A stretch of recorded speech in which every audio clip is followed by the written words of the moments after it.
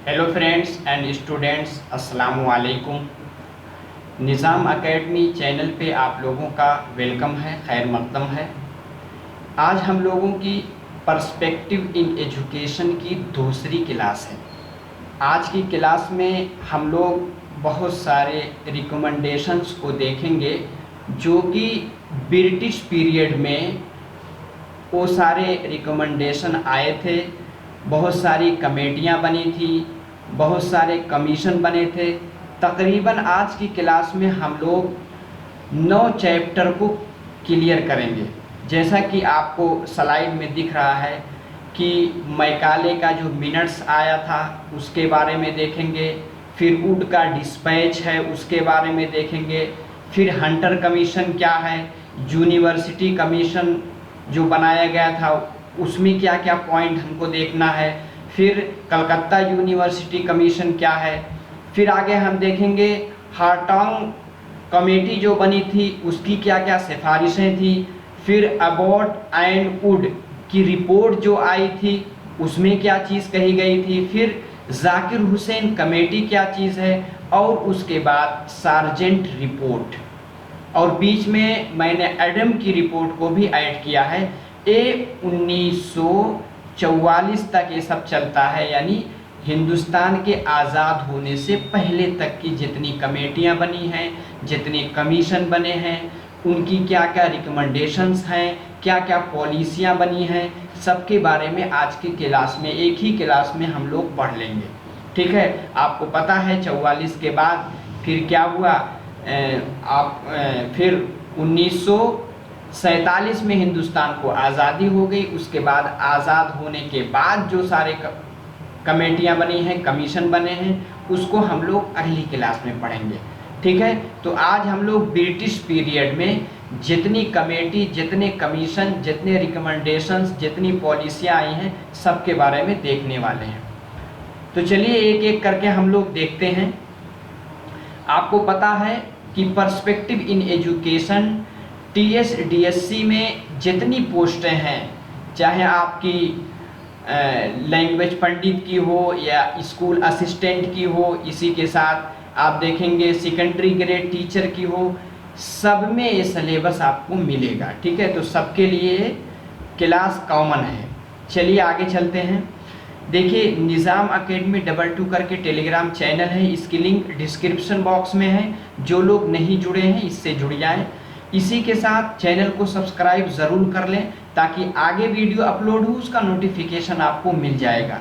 आखिर में अपना मशवरा, अपना कमेंट, अपना फीडबैक ज़रूर दीजिएगा कि वीडियो कैसी लगी, उसमें क्या आपका मशवरा है, आपका सुझाव क्या है, ज़रूर दीजिएगा। एक क्लास बाइलिंगुअल यानी उर्दू मीडियम, इसी के साथ साथ कुछ अल्फाज को हिंदी मीडियम में भी बताया जाएगा ताकि जो भी स्टूडेंट उर्दू या हिंदी यानी हिंदुस्तानी ज़ुबान सही से जानते हैं, इंग्लिश मीडियम में आपकी PPT रहेगी, लेकिन इसका एक्सप्लेनेशन उर्दू हिंदी दोनों में रहेगा ताकि हर तरह के स्टूडेंट इससे फ़ायदा उठा सकें।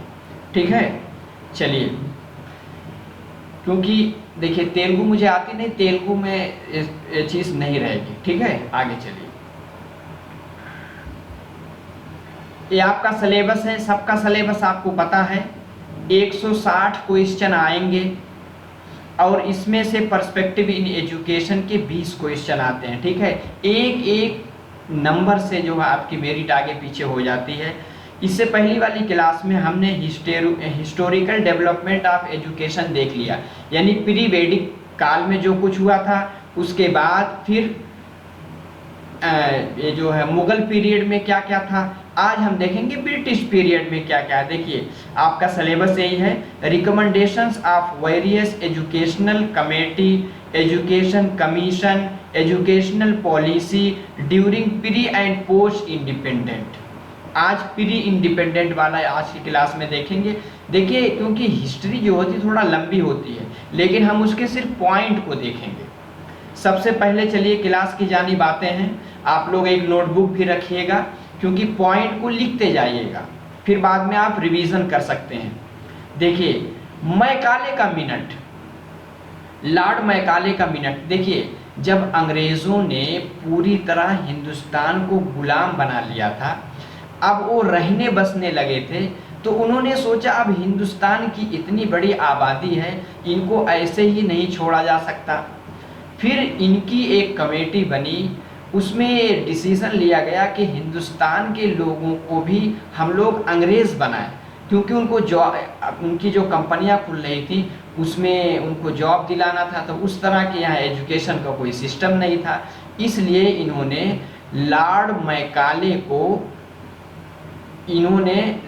मैकाले को बुलाया था, कहाँ से? ब्रिटेन से।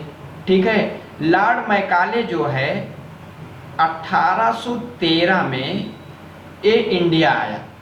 ठीक है, क्योंकि उस टाइम हिंदुस्तान में ईस्ट इंडिया कंपनी की हुकूमत चल रही थी और इसने बिल्कुल जो है मुगलवी हुकूमत को ख़त्म कर दिया था। 1813 में जब आया, फिर इन्होंने, क्योंकि ये एजुकेशन में बहुत ही माहिर था, कौन?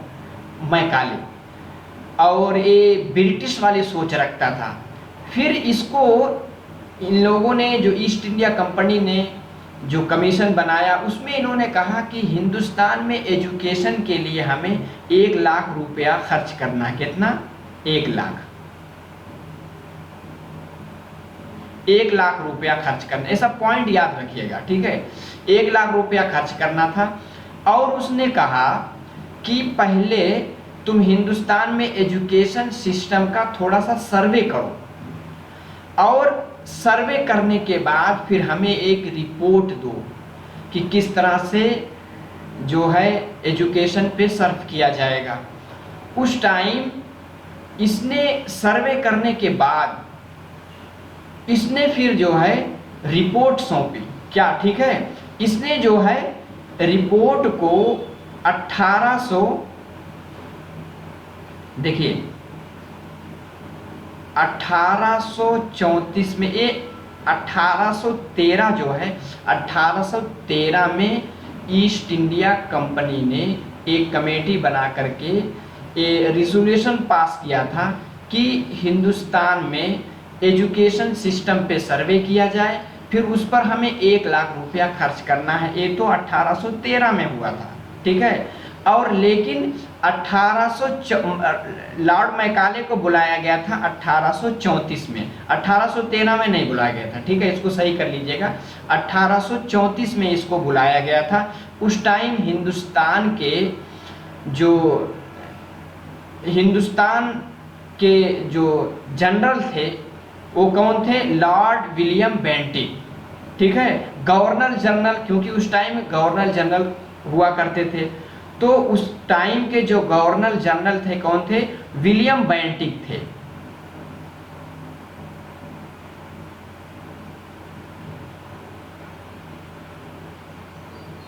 इसको याद रखिए, विलियम बेंटिक उस टाइम गवर्नर जनरल थे। ठीक है, 1813 में कमेटी बनी थी।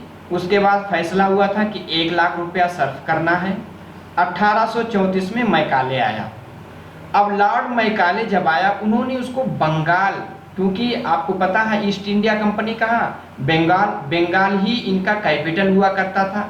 बंगाल के जो सब इलाके थे उसको सर्वे करने के लिए उसको एक कमेटी का चेयरपर्सन बनाया था। किसको? लॉर्ड मैकाले का। लॉर्ड मैकाले से उस टाइम हिंदुस्तान के एक शख्स मिले थे जिनका नाम आता है राजा राम मोहन राय। ठीक है, राजा राम मोहन राय। ठीक है, इनका नाम याद रखिएगा, राजा राम मोहन राय। राजा राम मोहन राय भी बहुत ज़्यादा इन्फ्लुएंस थे, किससे? लॉर्ड मैकाले से। बस इस पॉइंट को याद रखिएगा। अब लॉर्ड मैकाले ने जो सर्वे करके एक मिनट पेश किया, कब? 1835 में। यार ये सब डेट लिख लीजिएगा। 1835 में लॉर्ड जो मैकाले आया था उसने अपना मिनट, देखिए मिनट क्या होता है? मिनट कहते हैं उर्दू में खुलासा राय, यानी अपनी जो राय पेश की थी, अपना जो रिकमेंडेशन पेश किया था उसका खुलासा, उसी को हम मिनट के नाम से जानते हैं। ठीक है, खुलासा राय पेश किया था। ये सब पॉइंट याद रखिएगा। राजा राम मोहन राय भी इससे इन्फ्लुएंस थे। इसने उस टाइम जब अपनी रिपोर्ट पेश की, उस टाइम एक टर्म निकल के आई थी एंग्लो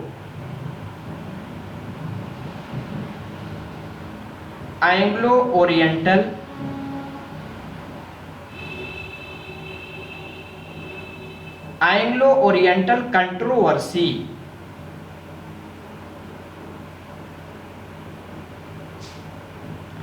ये एंग्लो ओरिएंटल कंट्रोवर्सी क्या थी? इसने सर्वे किया। सर्वे करने के बाद पता चला कि यहाँ के लोगों का जो एजुकेशन का मीडियम है, लोग अरबी, फारसी, संस्कृत सीख रहे हैं। ठीक है, तो कुछ लोगों ने कहा कि हिंदुस्तान का एजुकेशन का मीडियम क्या होगा। कुछ एक दो ग्रुप बन गए। एक ग्रुप ने कहा इनको जो सिखाया जाएगा, इनको अंग्रेज बनाया जाएगा, यानी अंग्रेजी सिखाई जाएगी और अंग्रेजी लिटरेचर पढ़ाया जाएगा। अच्छा, इसमें क्या थे? इसमें विलियम बेंटिक थे, मैकाले थे। इन्हीं के साथ में हिंदुस्तान के उस दौर के जो फलसफी कहलाते हैं, राजा राम मोहन राय भी थे। इसीलिए राजा राम मोहन राय का नाम आता है। राजा राम मोहन राय भी थे कि इनको जो अंग्रेज बनाया जाए, यानी इनको इंग्लिश लिटरेचर सिखाया जाए। ठीक है, 3 लोग थे। कुछ लोग जो थे उन्होंने कहा नहीं, इनका एजुकेशन का मीडियम क्या होगा, वही जो चला आ रहा है अरबी, फारसी, संस्कृत होगा। ठीक है, यही एंग्लो ओरिएंटल कंट्रोवर्सी हो गया। इतने सारे पॉइंट उम्मीद है कि आप लोगों के क्लियर हो गए होंगे। अब इसने क्या किया, इसको 3 पॉइंट दिया गया था। किसको? लॉर्ड मैकाले को। इसने 3 पॉइंट को हाईलाइट किया था अपने मिनट में। पहला है कि 1 लाख रुपया किस तरह से खर्च करना है। दूसरा है कि जो हिंदुस्तान का लिटरेचर है, अदब, लिटरेचर को क्या कहते हैं? अदब। जो लिटरेचर है किस नेचर का है, उस पर उन्होंने खूब मजाक उड़ाया था कि हिंदुस्तान का लिटरेचर जो कुछ अरबी, फारसी और संस्कृत में पढ़ते हैं, इसकी हालत ऐसी है जैसे हमारे ब्रिटेन में जो लाइब्रेरी में एक छोटी सी अलमारी रहती है, उसके शेल्फ में जो छोटी छोटी किताबें रखी हैं, उन किताबों के बराबर तो इनका लिटरेचर है। और उन्होंने कहा इसमें जो इल्म नुजूम पढ़ाया जाता है, हिस्ट्री पढ़ाई जाती है, उसकी कोई वैल्यू नहीं है। इसने क्या कहा? इंग्लिश पढ़ाना चाहिए। उसने कहा इनको पढ़ना चाहिए जॉन लॉक का लिटरेचर। ठीक है, जॉन लॉक ने जो कुछ लिखा उसको पढ़ना चाहिए। इसी तरह जॉन मिल्टन, ठीक है, John Milton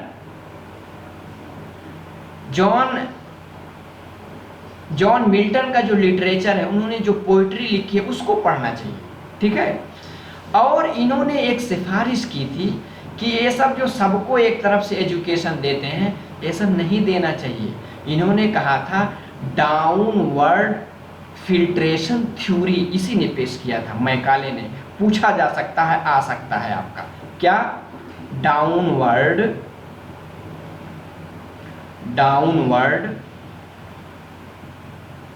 filtration.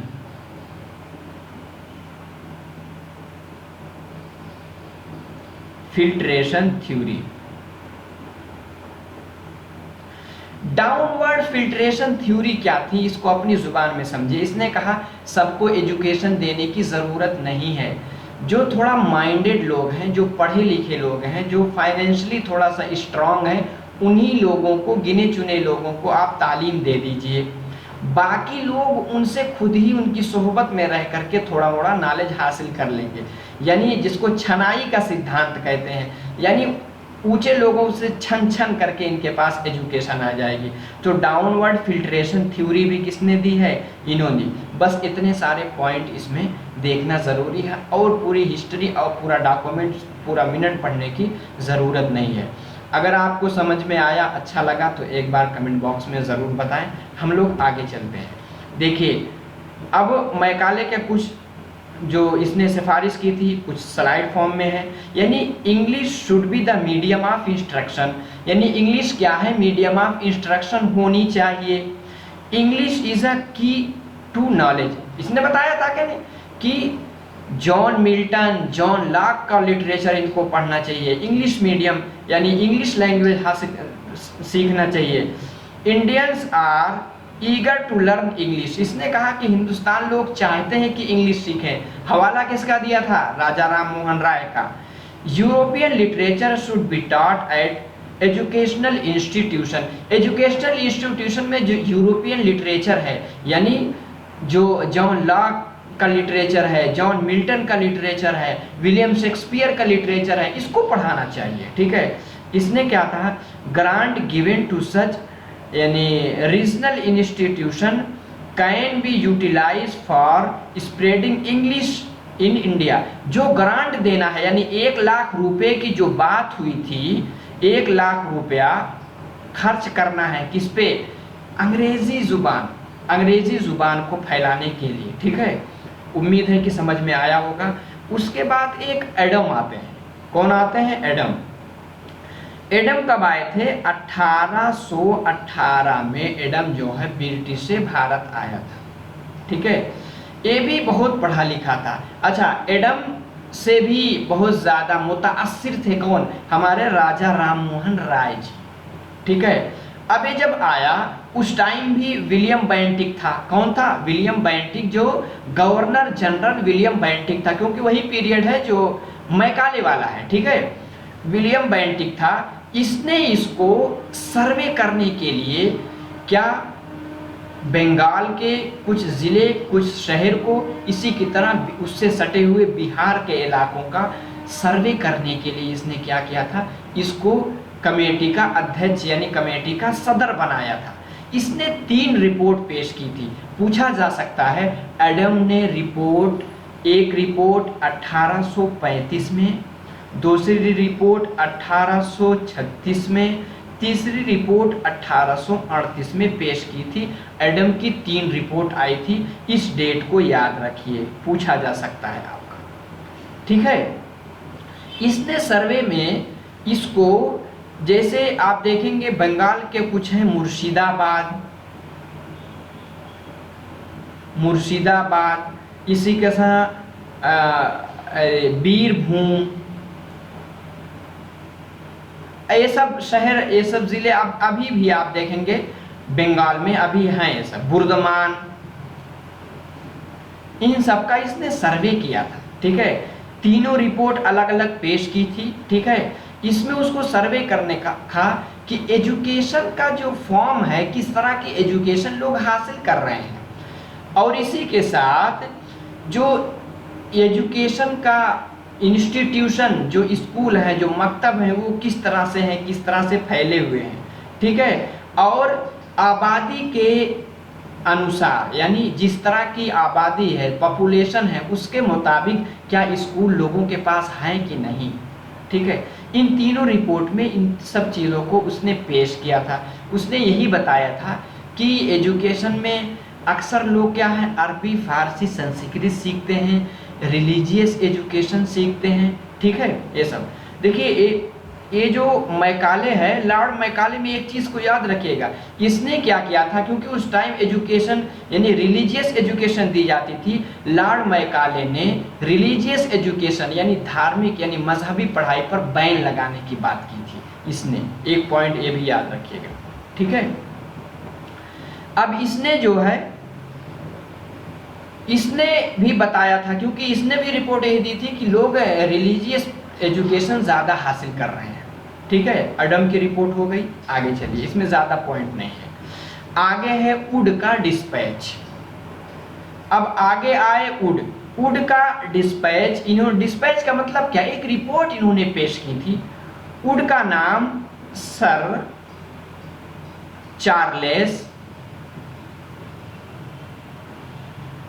Charles would.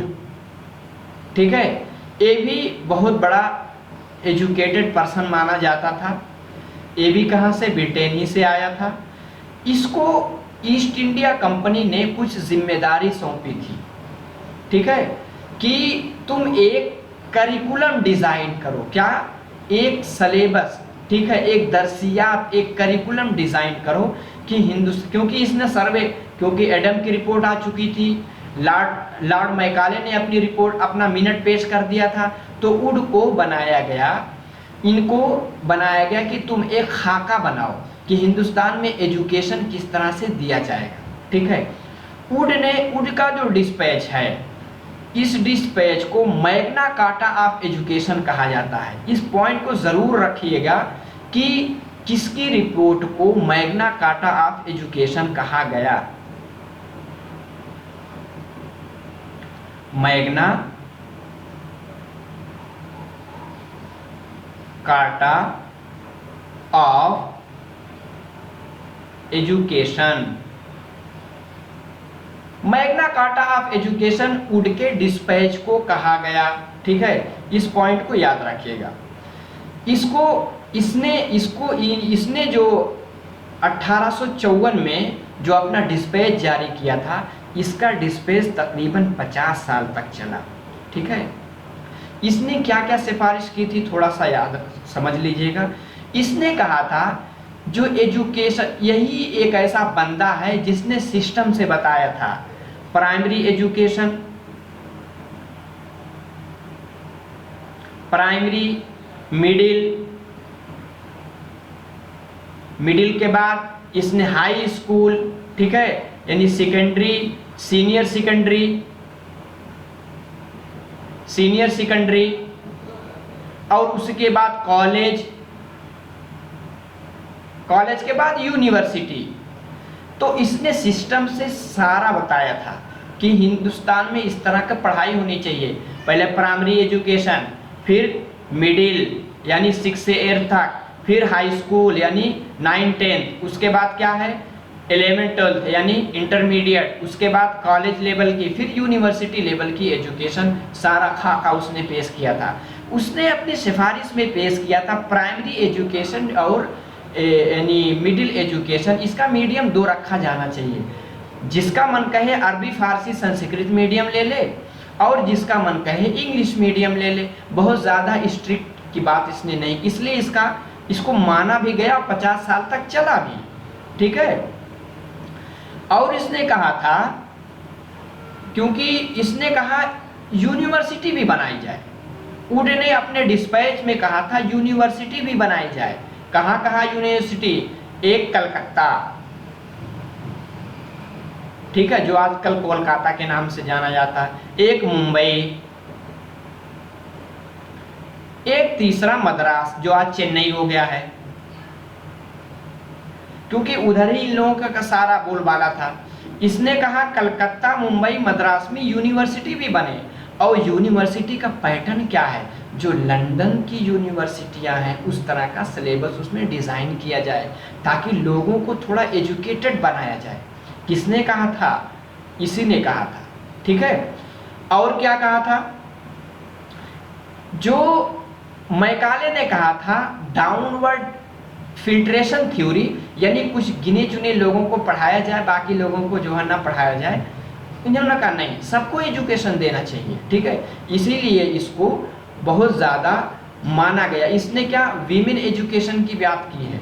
ठीक है, यानी वीमेन एजुकेशन को की इन्होंने कहा लोगों को थोड़ा मोड़ा अरबी फारसी का भी, लेकिन इन्होंने रिलीजियस एजुकेशन की बात नहीं की थी। ठीक है, और क्या कहा? इन्होंने कहा ओकेशनल एजुकेशन, यानी ऐसी तालीम दिया जाए कि बच्चा मिडिल तक पढ़ते पढ़ते कोई पेशा कोई हुनर सीख ले। ठीक है, और ये जो है तकरीबन 50 साल तक चला था। ठीक है, बस इसमें यही सारे पॉइंट ही, इसको याद रखिए, लिख लीजिए। ठीक है, तो देखिए इसको स्लाइड फॉर्म में देख लेते हैं। वर्नाकुलर लैंग्वेज पूछा, अगर इंग्लिश में, देखिए आपका पेपर क्या है, ऑनलाइन होगा। ऑनलाइन में बाय डिफ़ॉल्ट इंग्लिश मीडियम रहती है। ठीक है, आपने जो मीडियम चुना है उसको भी आप बदल सकते हैं। ऊपर जा करके कोने में कंप्यूटर पे जा करके वो चीज़ नहीं समझ में आ रही, उर्दू में देख लीजिए, हिंदी में देख लीजिए। तो वर्नाकुलर लैंग्वेज, वर्नाकुलर का मतलब क्या होता है? यानी उनकी मादरी जुबान जो उनके घर में आसपास में बोली जाती है। Vernacular language can be medium of instruction, यानी तालीम का जो मीडियम हो सकता है eight primary stages of education. मैंने बताया नहीं, इसने कहा प्राइमरी लेवल पर वो बच्चा अपनी मादरी जुबान, अगर गैर मुस्लिम है तो संस्कृत मीडियम पढ़ ले, ठीक है, या फिर जो है अरबी फारसी मीडियम ले ले। While English should be the medium यानी इंग्लिश जो मीडियम किसमें होगा, हायर एजुकेशन यानी आगे क्लास 10th में, क्लास 12th में, फिर यूनिवर्सिटी लेवल पर। University should be establish at Bombay, बताए नहीं, बॉम्बे में, कलकत्ता में, मद्रास में और लंदन यूनिवर्सिटी के पैटर्न पे। और इसने क्या कहा था, ओकेशनल स्कूल यानी बच्चा कुछ सीख करके हुनर सीख ले ताकि उसको जॉब मिल सके। टेक्निकल इंस्टीट्यूशन, ठीक है, and college should be established at different areas of country. Special arrangement should be provided for women. उसने औरतों की एजुकेशन की भी बात की थी वुड ने, ठीक है, इसीलिए इसको मैग्ना कार्टा कहा गया है, ठीक है, मैग्ना कार्टा इसीलिए कहा गया है। उम्मीद है कि वुड का डिस्पैच 3 हमने कंप्लीट कर लिया, एडम की रिपोर्ट, वुड का डिस्पैच, और एक क्या था आपका जो है मैकाले का मिनट। आगे क्या है, हंटर कमीशन आया था 1882 में। आगे क्या है, when the Christian missionary continuously complain about the existing education policy. ये जो एजुकेशन की पॉलिसी जो थी इसके बारे में बार बार जो है ये जो चर्च वाले हैं, मिशनरी ये सब जो है कंप्लेन किया करते थे एजुकेशनल पॉलिसी। आगे क्या है, लॉर्ड रिपन। आगे लॉर्ड रिपन आया, रिपन ने क्या था, appointed a commission to study the educational scenario under the chairmanship of William Hunter. William Hunter को सदर बना करके लॉर्ड रिपन, इसमें हमको क्या क्या देखना है, हंटर कमीशन कब आया, 1882 में। उस टाइम का लॉर्ड कौन था, यानी गवर्नर जनरल कौन था, लॉर्ड रिपन। इसको इन्होंने जो है अपॉइंट किया था, सदर बनाया था विलियम हंटर को। क्या इन्होंने क्या क्या कहा, primary education should be given more attention, यानी बेसिक एजुकेशन पर बहुत ज़्यादा ध्यान देना चाहिए। And a part of provincial revenue should be exclusively reserve for development of education. यानी इसने क्या कहा था कि जो रेवेन्यू यानी जो टैक्स वसूला जाता है अलग अलग प्रोविंस से, अलग अलग इलाके से, कस्बे से, उसको इकट्ठा करके एजुकेशन की नशोनुमा पर खर्च किया जाना चाहिए, ठीक है। आगे चलिए, और हंटर ने क्या बोला था, district of municipal council should be freedom to design, यानी हर एक डिस्ट्रिक्ट को, हर एक म्युनिसिपल को बिल्कुल फ्रीडम होनी चाहिए थी कि वो अपने इलाके के स्कूल का करिकुलम यानी दरसियात को डिज़ाइन करें, क्या क्या क्या किताब पढ़ानी है, क्या क्या सिलेबस रखना है। The administration of primary education, ठीक है, इसी के साथ प्राइमरी एजुकेशन का एडमिनिस्ट्रेशन कौन देखेगा, डिस्ट्रिक्ट और म्युनिसिपल वाले। Special care should be given the children backward communities like Muslim, जो लोग थोड़ा पीछे हैं, बैकवर्ड हैं, जैसे मुस्लिम वगैरह के लोग, जिनको मौका नहीं मिल पाया है, उनको उन पर ज़्यादा ध्यान देना चाहिए, उनको स्कॉलरशिप वगैरह देना चाहिए, ठीक है। अब इसके बाद क्या आई, इंडियन यूनिवर्सिटी कमीशन 1902 में इंडियन यूनिवर्सिटी कमीशन आया। क्या है, the Indian university commission was a body appointed, कब अपॉइंट किया, 1902 में। ऑन द इंस्ट्रक्शन, किसने इसकी हिदायत जारी किसने की थी, लॉर्ड कर्जन ने। किसने, इन सब का नाम याद रखिएगा, गवर्नर जनरल में लॉर्ड कर्जन ने इसके बारे में बोला था। Which was intended to make recommendations of reforms in university education. इसने क्या कहा था कि यूनिवर्सिटी एजुकेशन जो आपके बॉम्बे, कलकत्ता, मद्रास में खुल गई थी, उसमें कुछ रिफॉर्म चाहिए, ठीक है, उसके बारे में सिफारिश जारी की थी।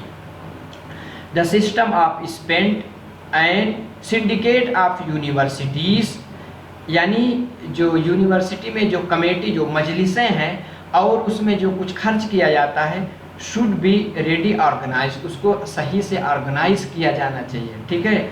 अफिलिएटेड कॉलेज, जो यूनिवर्सिटी से मुताल्लिक जो कॉलेज हैं, should be strictly supervise by the university, university उस पर कड़ाई से निगरानी करना चाहिए, ठीक है। आगे इन्होंने और क्या सिफारिश जारी की थी, प्रॉपर इक्विपमेंट ऑफ लाइब्रेरी, यानी यूनिवर्सिटी में लाइब्रेरी यानी कुतुबखाना होना चाहिए, एंड लेबोरेटरी यानी लैब होनी चाहिए जहाँ किसी चीज़ के बारे में रिसर्च किया जा सके। Universities should be teaching university, एक यूनिवर्सिटी को दूसरी यूनिवर्सिटी को पढ़ाने में यानी तदरीस में हेल्प करनी चाहिए। डिजर्व एंड माइनॉरिटीज़ एजुकेशन, ऐसे लोग जो पिछड़ गए हैं यानी हाशिए पे हैं उनको कुछ फेलोशिप यानी स्कॉलरशिप दिया जाना चाहिए। और hostel should be build for student, जो बच्चे दूर दराज इलाके में हैं उनके लिए हॉस्टल की फैसिलिटीज़ यूनिवर्सिटी में होनी चाहिए। ये 1902 में, देखिए अंग्रेज़ बहुत होशियार थे, तभी तो अंग्रेज़ों ने तकरीबन 70 मुल्कों पे, ठीक है, 1945 तक तकरीबन 70 मुल्कों को उन्होंने गुलाम बना लिया था, क्योंकि उनके पास माइंड बहुत था। अब देखिए उस टाइम जो उन्होंने देखा कि हिंदुस्तान में अब रहना ही है, तो ये सब चीज़ें रिफॉर्म वो ला रहे थे।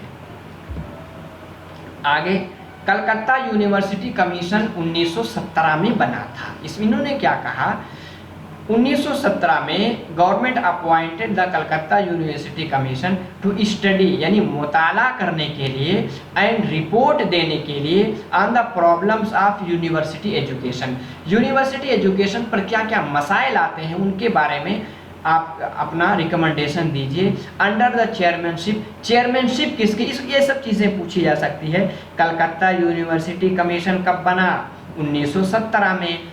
कौन उसके सदर थे, चेयरपर्सन के कौन थे, ठीक है, डॉक्टर मिशेल सडलर, ठीक है, सेडलर का नाम याद रखिएगा, ठीक है। It is also known Sadler, L होना चाहिए, सडलर कमीशन, इसको सेडलर कमीशन यानी सेडलर इन्हीं के नाम पे क्या है, अक्सर जिन्होंने जो चेयरमैन बनते थे उन्हीं के नाम पे रिपोर्ट भी जारी कर दी जाती थी, तो ये क्या था, सेडलर कमीशन कहा जाता है। A separate teaching and residential university should be established at Dhaka, उन्होंने कहा कि एक अलग से टीचिंग यानी ये जो टीचरों को ट्रेनिंग देने के लिए एंड रेजिडेंशियल यूनिवर्सिटी खोलनी चाहिए, कहाँ पे, ढाका, क्योंकि उस टाइम आपको पता है कि जो बांग्लादेश बना है पाकिस्तान से अलग होकर बना है, ये सब पहले हिंदुस्तान ही में थे। तो ढाका जो कि आज आपका बांग्लादेश का कैपिटल है, वहाँ पे इन्होंने क्या कहा था, रेजिडेंशियल यूनिवर्सिटी और टीचिंग के इंस्टीट्यूशन ये दोनों खोला जाना चाहिए, यानी सेडलर कमीशन ने बोला था। और क्या बोला था, the government interference in the academic matters of university should stop, ये जो यूनिवर्सिटी क्या चीज़ पढ़ाती हैं, क्या सिलेबस बनाती हैं, इसमें जो गवर्नमेंट का मतलब ईस्ट इंडिया कंपनी जो इंटरफेयर करती है, इसको रोका जाना चाहिए, यानी उनको इंडिपेंडेंट बॉडी बनाना चाहिए, ठीक है, ऑटोनोमस बॉडी होनी चाहिए। It's control should be less rigid, यानी गवर्नमेंट का कंट्रोल बहुत कम होना चाहिए। आगे है a full time and salaries vice chancellor should be appointed, यानी हर यूनिवर्सिटी में एक वाइस चांसलर यानी शेख जामिया अपॉइंट किया जाना चाहिए, should appointed to be administrative head of university, ताकि वो यूनिवर्सिटी को सही से चला सके, ठीक है। University should be freed from excessive official control, ये जो बाहर के लोग उस पर कंट्रोल रखते हैं उस पर पूरी तरह से आज़ाद होनी चाहिए। आगे क्या है, आगे है हार्टोंग कमेटी रिपोर्ट 1929 में आई थी। इसमें क्या है, a committee was formed under the chairmanship of sir Philip Hartog, इस नाम को याद रखिएगा, ये चेयरमैन थे। To survey the growth of education in British India, यानी जो हिंदुस्तान में एजुकेशन का लेवल किस तरह से बढ़ा, कितना इम्प्रूवमेंट आया, इसको चेक करने के लिए हार्टोंग कमेटी रिपोर्ट 1929 में पेश की गई थी। Fixation of duration of primary course to 4 year, इन्होंने कुछ सिफारिश किया था जो प्राइमरी लेवल पर उसको फिक्स किया जाना चाहिए थे, कितने साल का बनाया जाए, 4 साल का, पूछा जा सकता है। आगे है इम्प्रूवमेंट इन द क्वालिटी, जो भी एजुकेशन दिया जाए थोड़ा मेयारी हो, उसमें क्वालिटी हो।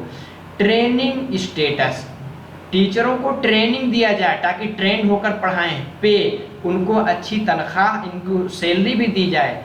And service conditions of teachers, ठीक है, ये सब उन्होंने बोला था।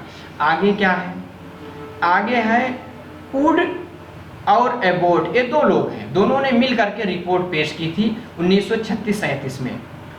एबोट एंड वुड इनवाइटेड, ये बुलाए गए थे कब, 1936 में ब्रिटिश से, ठीक है, to advise the government on certain problems of vocational education, जो बताया गया था पेशा वाराना तालीम होनी चाहिए, उस पर अपना मशवरा दीजिए, अपनी राय दीजिए, उसके लिए एबोट और वुड दोनों को बुलाया गया था। वोकेशनल एजुकेशन, इन्होंने अपनी रिपोर्ट सबमिट की 1937 में, ठीक है। वोकेशनल एजुकेशन, ठीक है, should be organize according to the needs of various vocational area, जो अलग अलग खित्ते हैं उनकी अकॉर्डिंग के एतबार से उनको उस तरह की टेक्निक, वहाँ के स्टूडेंट को उस तरह का हुनर दिया जाना चाहिए। No vocational area should be considered less important, किसी को लेस इम्पोर्टेंट यानी इसकी कोई अहमियत नहीं है ऐसा नहीं माना जाना चाहिए। और इन्होंने क्या कहा था, vocational education should be considered at par, इसको एक समान यानी हर जगह एक तरह का माना जाना चाहिए विथ लिटरेसी, यानी जो उनकी ख्वादगी का रेट है, साइंस एजुकेशन एंड इस स्टैंडर्ड शुड बी रेट, यानी उनको साइंस सिखाना चाहिए और इसका लेवल थोड़ा सा बढ़ाया जाना चाहिए। Skillful workers engage to small industries, जो छोटे छोटे इंडस्ट्रीज हैं, जो छोटी छोटी कंपनियां हैं उसमें, ताकि जो वर्कर जाएं थोड़ा स्किल, थोड़ा हुनर सीख करके जाएं। इसी तरह वोकेशनल एजुकेशन की बात हो रही, क्योंकि कंपनियां बार बार इन्होंने उसका जाल बिछा रखा था, तो इनको काम करने वाले कम मिलते थे, ब्रिटिश से इंडिया आना लोग कम चाह रहे थे, तो इसलिए इंडिया ही के लोगों को ये अंग्रेज बनाना चाहते थे। Should also be given proper vocational training, उनको वोकेशनल ट्रेनिंग दी जानी चाहिए ताकि स्किलफुल होकर के छोटे छोटे इंडस्ट्री में काम कर सकें। और इन्होंने क्या किया था, in each province vocational education adviser, यानी वोकेशनल एजुकेशनल का सलाहकार यानी मुशीरकार होना चाहिए। Council should be establish for developing healthy relationship between vocational education various vocation, अलग अलग पेशा वाराना जो एजुकेशन है दोनों के बीच समन्वय यानी तालमेल बनाने के लिए काउंसिल को बनाया जाने, एक मजलिस, एक कमेटी बनाई जानी चाहिए।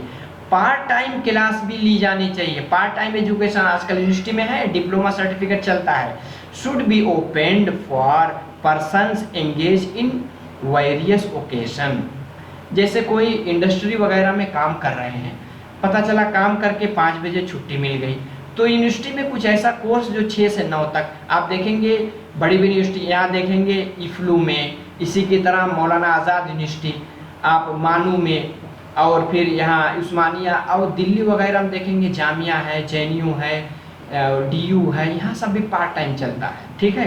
तो उसी दौर में एक चीज़ इन्होंने एबोट और वुड ने भी इसकी सिफारिश की थी, ठीक है। आगे है जाकिर हुसैन कमेटी रिपोर्ट।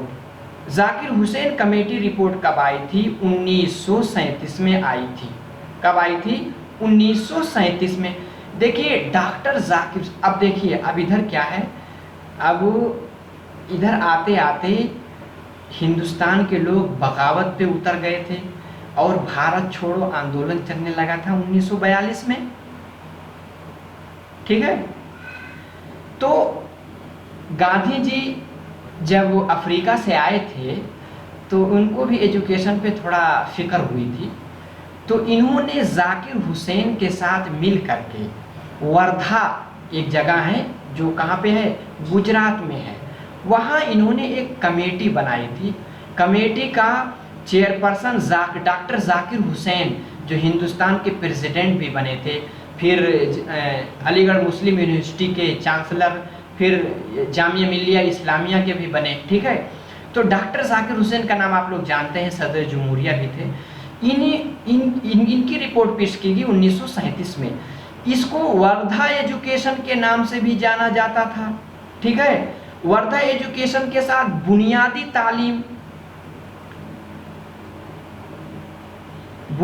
तालीम याद रखिएगा सब पॉइंट। बुनियादी तालीम के साथ नई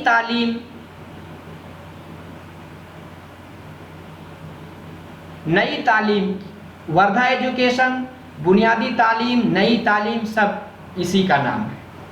ठीक है, इसमें गांधी जी के वर्धा में हुआ था। उसके बाद जो कुछ सिफारिश बनी थी, उस सिफारिश को ऑल इंडिया नेशनल कॉन्फ्रेंस, आपको पता है ऑल इंडिया नेशनल कॉन्फ्रेंस 1938 में जो हुआ था कांग्रेस का, ठीक है, उसमें पेश किया गया था, अप्रूव भी हो गया था। ठीक है, डॉक्टर जाकिर हुसैन जो थे इस कमेटी के चेयरमैन बनाया था। किसने? इस कमेटी का चेयरमैन बनाया था। किसको बनाया था? डॉक्टर जाकिर हुसैन को गांधी जी ने। और कमेटी ने अपनी रिपोर्ट सबमिट की थी 1938 में ऑल इंडिया नेशनल कॉन्फ्रेंस जो है कॉन्फ्रेंस में। ठीक है, और इसको एक्सेप्ट भी किया गया था। और and the scheme of education suggested by it is known as Wardha education, इसको वर्धा एजुकेशन के नाम से भी जाना जाता है। Wardha scheme of education, Wardha scheme of education, इन्होंने क्या कहा था? इसमें कुछ चीजें थी, इसमें कुछ चीजें पाई जा रही थी कि गांधी जी का कहते थे कि गांधी जी ने 3H का फार्मूला दिया है। किसका? 3H का फार्मूला दिया है। 3H का फार्मूला क्या था? बच्चों की जो तालीम देनी चाहिए, H से हैंड, यानी कोई हुनर सीख करके आए, यानी क्राफ्ट की बात की है।